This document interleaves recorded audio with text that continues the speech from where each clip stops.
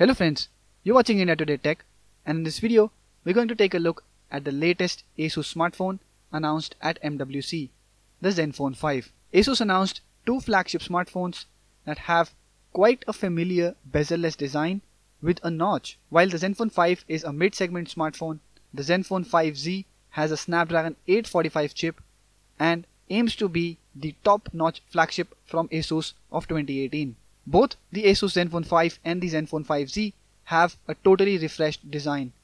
Though it may not be very unique, you find the top bezel is gone completely, leaving a notch which houses the earpiece and the front camera. In this video, we'll take a look at the Zenfone 5 and all the specs, features of the phone. The edge bezels are negligible, and overall, the phone churns out a screen to body ratio of 90%, similar to the Mi Mix 2. And like the Mi Mix 2, the phone is quite thick and chunky as well, but curved corners and rounded edges give it a more flowing design. The fingerprint scanner is placed at the back, while the dual camera setup in linear fashion takes the top left corner.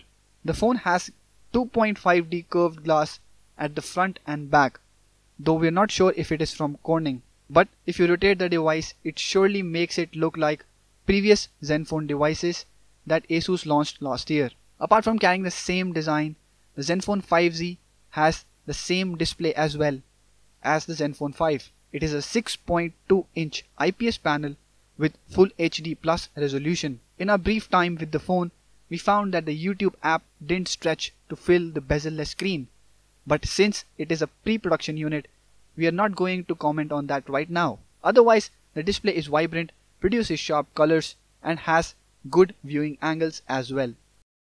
Under the hood, the Zenfone 5 has a Snapdragon 636 with up to 6GB of RAM and 64GB of storage. This is where the Zenfone 5Z is different. It runs the Snapdragon 845 chip with up to 8GB of RAM and 256GB of internal storage. Both the Zenfones also run a refined interface now that is built on top of the Android Oreo.